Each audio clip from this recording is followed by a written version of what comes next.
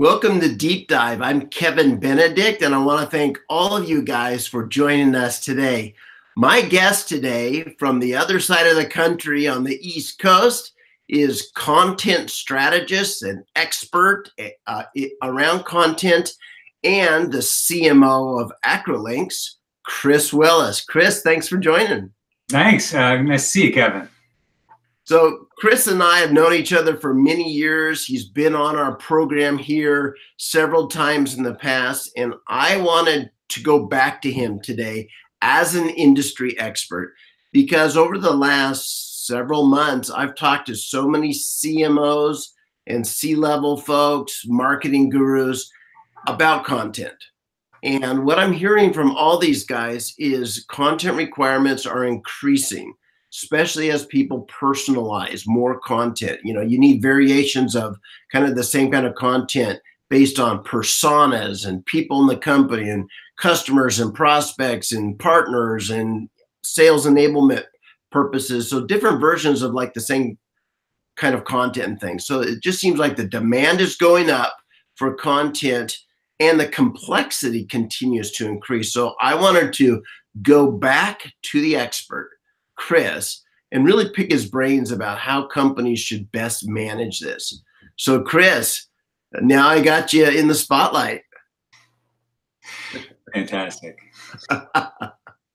So let's focus today, Chris, on business leaders. You know, with all this complexity, with companies who are managing across the world, so they're multinational, they've got channels all around the world, there's different languages, different content requirements, different products for different segments of the market, et cetera. How does somebody in the position of leadership there actually get a handle on the content coming out of their company to make sure it's compliant, it's effective, and is accomplishing what you're trying to accomplish? Where would they start?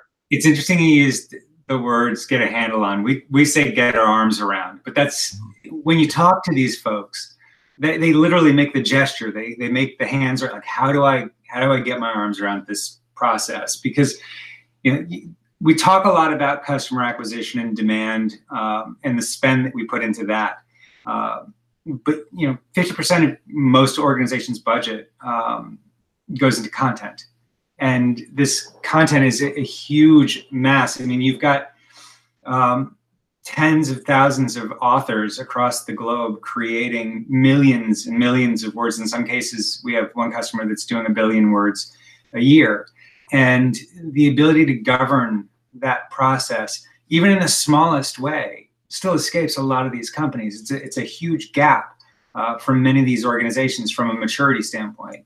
And I mean, the easiest example of governance in the creation of content is company name. You're talking to a CMO or a brand owner and you say, look, what if you could make sure that everybody that writes content for you spells the company name right, or uses the right capitalization, or whatever that one little rule might be that would make a difference in the overall process of creation of content? And people light up at that. Oh, that's amazing. Yeah, well, now extrapolate out from there. What else do you want to do?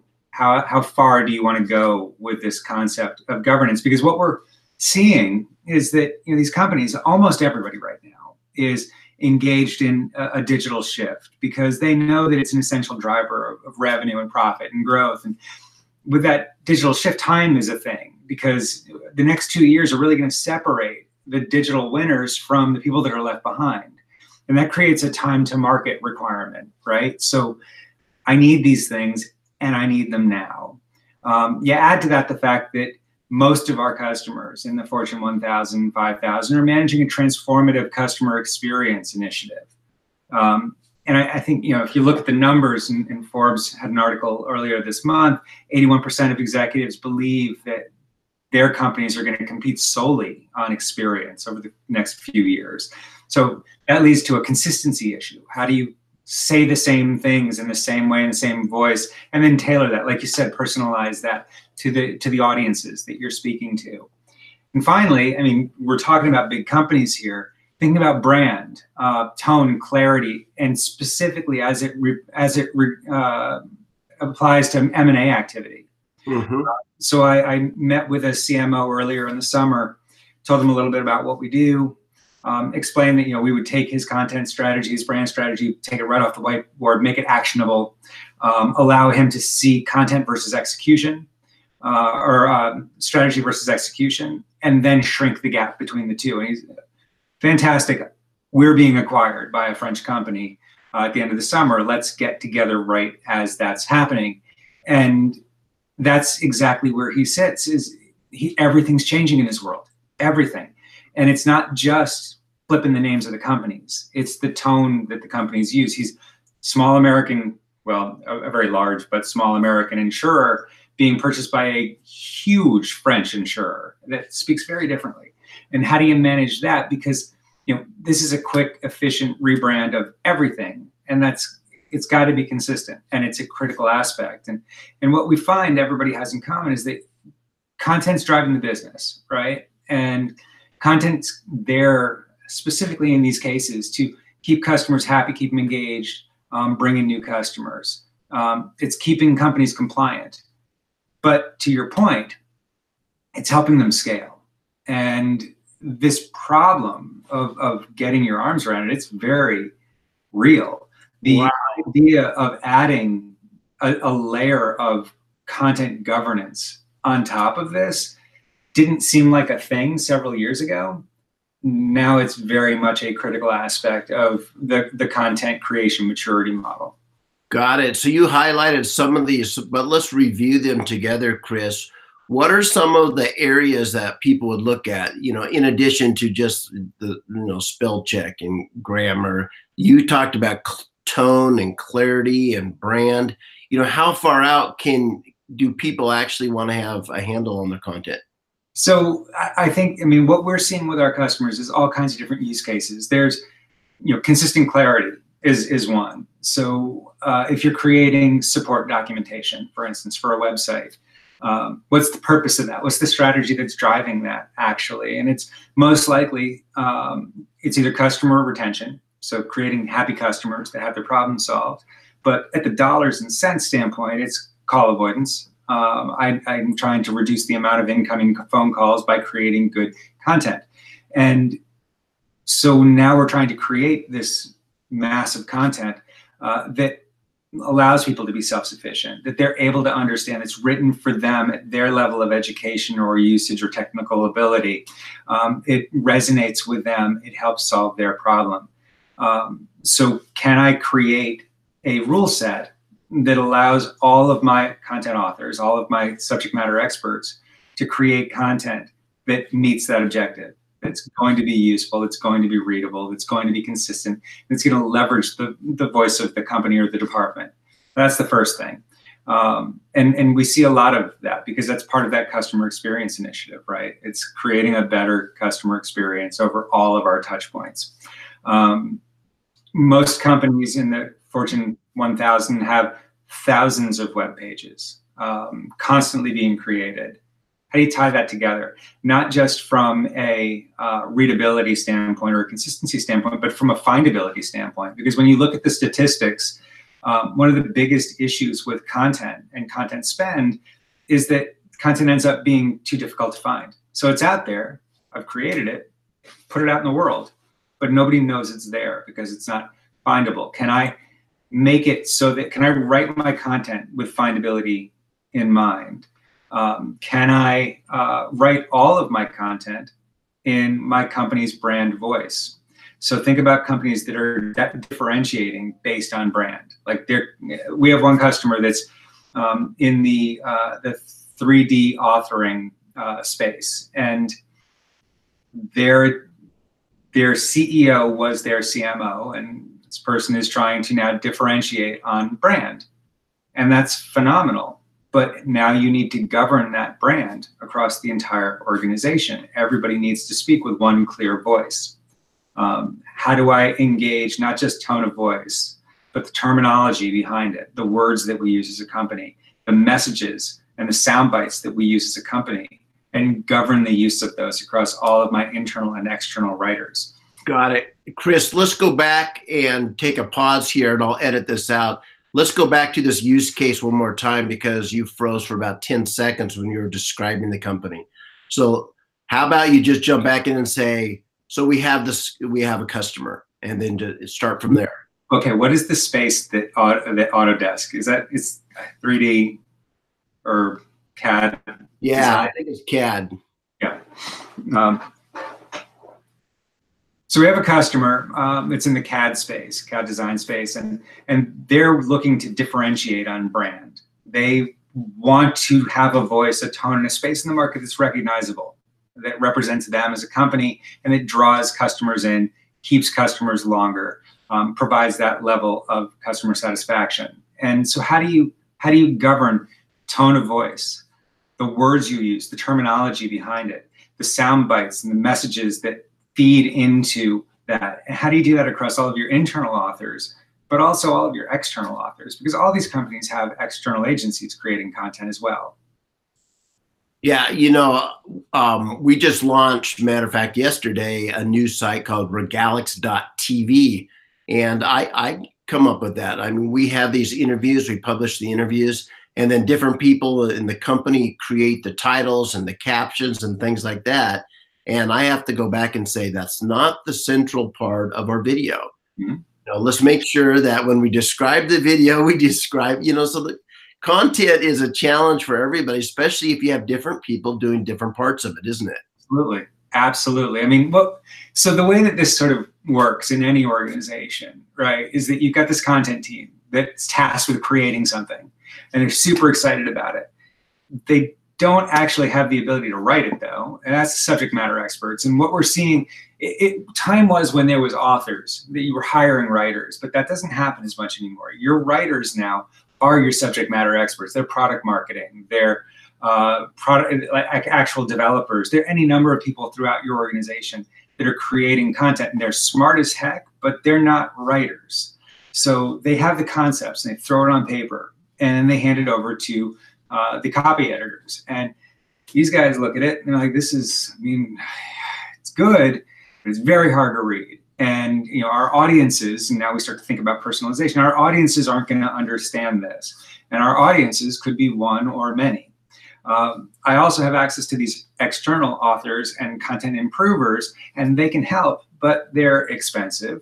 And so now I'm sort of in a feedback loop. I'm in this cycle of subject matter experts to copy editors, and we're trying to improve this to a point where it's understandable, it's able to be personalized, resonates with our authors, and reflects sort of the style and the voice and the tone of the company. And now we send it off to the stakeholders, right? So this goes to the folks in the organization that are going to say, yeah, I think this is good. And that's not what they say, literally ever.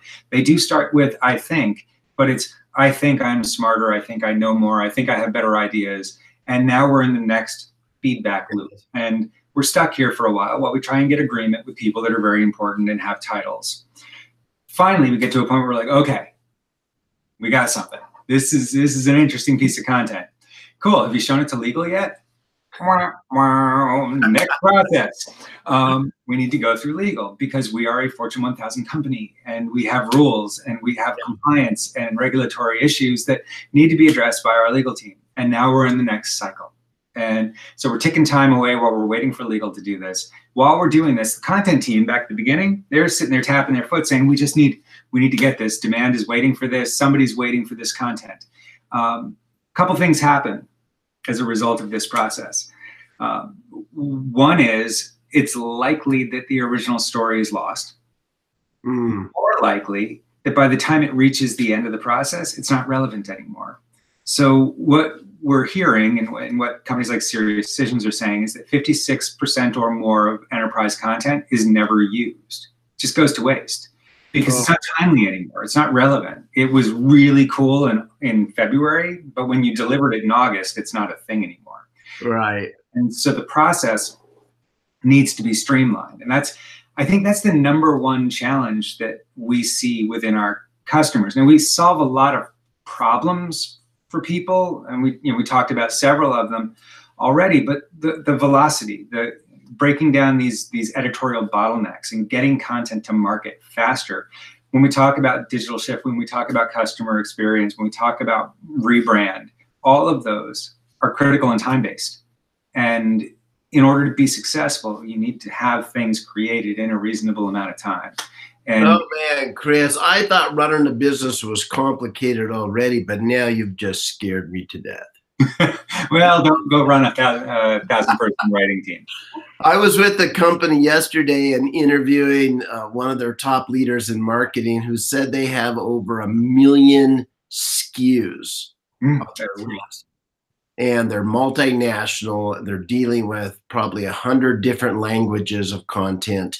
And so that's big enough, right? 1 million SKUs, so 1 million descriptions, 1 million everything, then multiple languages, different cultural meanings behind different words.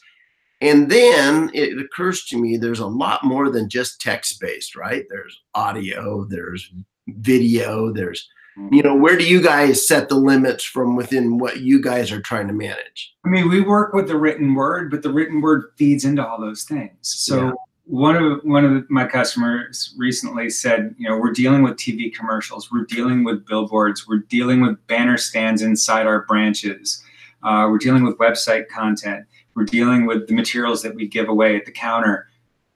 All of those need to sound like us. All of those need to be clear and easily readable. All of those need to be translatable. And that's where we're real strong, is the ability to take all of that, regardless of where it's going to end up, and make it strong source content. So when you talk about translation and having hundreds of languages you need to support and local terminology, one of the things that we do, so we're not a machine translation solution. That's not what we do. What we do is create source content that can be translated easily, because we take out all of those things. We take out fuzzy buzzwords. We take out local colloquialisms.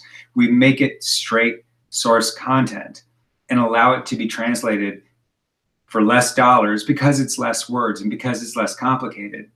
And then if you want to run it back through your voice filters in foreign languages, you can do that and add back in your personality. But in the case of support content, for instance, that needs to be translated, voice isn't as important as readability. So I write the way I speak, and I say crazy things all the time. It's not easy to translate. So the first thing that Acrolinx would do for my writing is pull all the me out of it and make it easy to understand. What are you really trying to say? And that's going to cut 50% of the words that I use. I use a lot of words. I don't know if anybody's picked that up yet if you're watching, but I use a lot of words. And we're going to cut that in half. So what we did was we just cut the bill in half too, because we're paying on a per word basis for manual translation, for human translation. And that adds up to real money. And that's the business case at one of our biggest customers, is they set out at the beginning of the year to cut back the amount of words by 50% with an expected savings of $8 million in that year. And they hit it. They actually exceeded it. And I mean, it's not the most exciting, glamorous business case, but $8 million is. Oh yeah. I mean, that's a real savings. So I'm not a math guy. It's a huge ROI. It sounds like it. So I brought a problem, I've been hearing about this problem, so I brought it to you. Now you just scaled that problem to be huge. How does it get resolved? What does that actually look like? Somebody went out there and say, Acrolinx, make this the best practices kind of environment. Mm-hmm. What would you do? How does it, how would you actually implement this kind of strategy and this kind of solution? So, I mean, I like to think about, because of where I sit in the organization, I like to think about starting from the top. We have many customers that also start from the bottom, from the silos, but the top-down solution is I feel like it's so glamorous to think about, is that you have a way of speaking, you have a set of words, you have a terminology directory, you have a style guide that sit at the top of your company. If you're Coca-Cola, you have a tagline, you have a voice in the marketplace, and you know it really, really well. But you also have 10,000 people that are writing things about Coca-Cola inside and outside of your business. So at that very top level, you build your Acrolinx cloud to understand your voice, to understand your terminology, understand your audience's clarity level, and build in messaging right into the terminology directory, so that if somebody writes, have a Coke and a handshake, it says, whoa, hey, I think you meant have a Coke and a smile. Do they still say that? I feel like I'm dating myself. I don't know, but I understand your point, Chris. And so at the top level, it's about building something that everybody can leverage. And then as you drop down into lines of business, you're customizing that based on that top rule set for each use case that's going to leverage the content. So if you think about what, again, the customer experience world looks like, you're looking at all these touch points across the entire customer acquisition, customer retention life cycle. Each one of those groups could have a slightly different way of leveraging Acrolinx based on the type of content they're creating, but they're still leveraging that top level rule set that comes down and says, have a Coke and a smile, not have a Coke and a handshake. Got it. So talk to us about what the solution actually looks like. Is it a desktop app? Is it a cloud-based feature? Do you import content? How does that work? Yeah, so we are a cloud-based solution. We think very much in terms of what we say is capture, create, and analyze. And what I mean by saying that is the first thing you do is you open up Acrolinx in your browser and you run some content. You get an idea of a benchmark of what your content looks like. And we're going to use that benchmark to essentially capture content goals. So content goals look a lot like some of the things we talked about. What is the terminology that you use? And if you don't know it, we can harvest it out of good content. What are the audiences that you create for, and how do you want to create content for each one of those audiences? What does your style guide look like? And let's bring your style guide into the platform.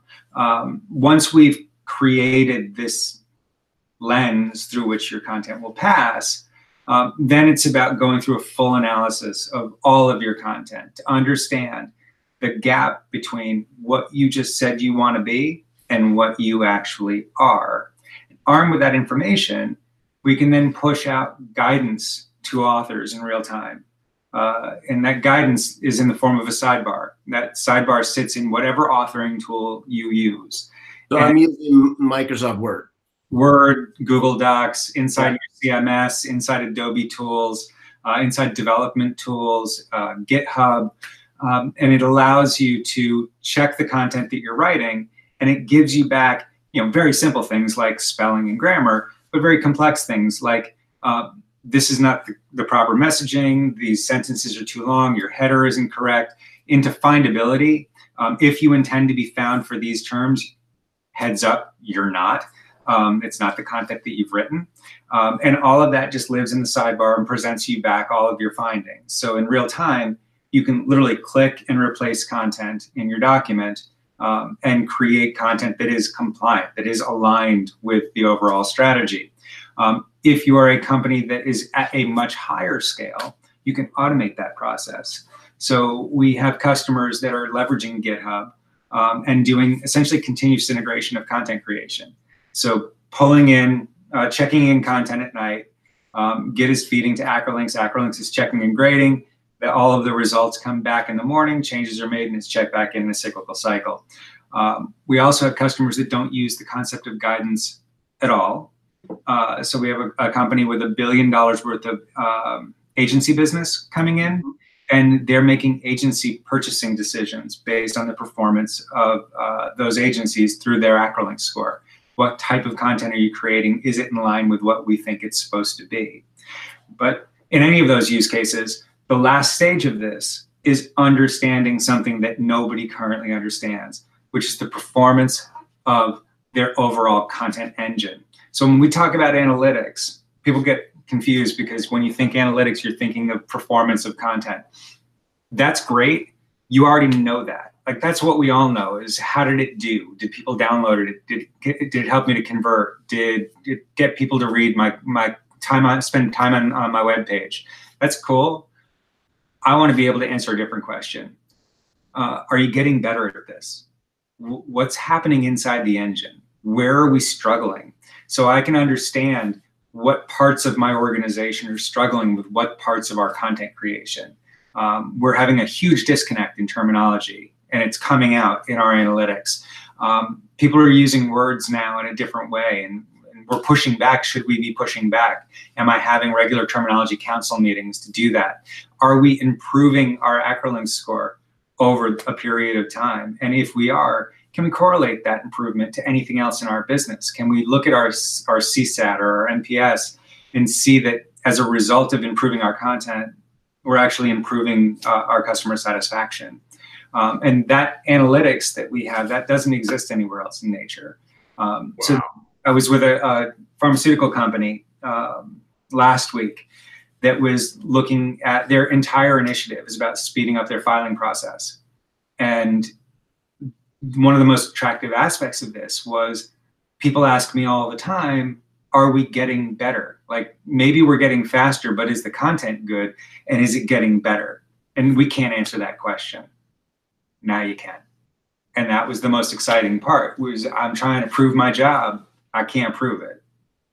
Yes. Yeah, Chris, I'm listening to this and thinking there are opportunities for English majors out there. And Well, all kinds of writers and different language writers, because content is so key to all these different aspects of the business that you're describing here. mm-hmm. And it's still, I mean, I like to think about, what this does for us really as writers, editors, and folks in content organizations is this isn't an AI tool that displaces us. This is something that makes us better. So if you're an author and you come across our website and you hear about content governance and you hear about a AI powered editor, that's terrifying. Like, so the Terminator is going to tell me whether I'm a good writer or not. I went to Harvard. I know I am. And that's not what it's about, right? This is about aligning you to the organization. This is about avoiding subjective guidance. This is about an objective view of, is this or isn't this what the company's trying to create? And it allows authors to get support and guidance without attitude, without opinion, without snark. Yeah. I mean, editors aren't the softest, gentlest people in the world. And if I'm an editor, what this allows me to do is actually do my job. I don't have to fix your stupid mistakes. I don't have to fix alignment issues. I don't have to fix terminology problems that I've fixed 1,000 times before. What I can do, wait for this, because this is crazy, is I can look and say, oh, okay, I get what you're trying to say. I think we could say it better, or maybe this could represent us better as a business.